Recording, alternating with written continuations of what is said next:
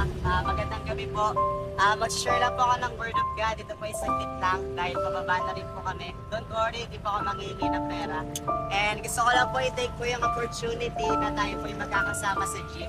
Alam niyo po, isang beses lang po ito mangyayari sa ating po mga buhay kasi hindi po tayo magkakakilala. Pero gusto ko pong iwan sa bawat isa sa atin, mga ate kuya, na mahal po tayo ng Panginoon. Isa po yung sign na mahal po tayo ng Panginoon dahil buhay ka pa ngayon na nakaupo dyan at nag-aaral, nagtatrabaho. And ito po yung sign na may Jesus mo na pinanganak at namatay para sa ating mga kasalanan. Kasi imagine ngayon ay maging Christmas na po, magdi-December 25 na po. Yun po yung katotohanan ng bawat isa po sa atin kahit po ako nila dito ay yun po yung patunay na minamahal po tayo ng Panginoon. Alam niyo po mga ate kuya, hindi ko po alam yung pinagdadaanan mo sa buhay mo.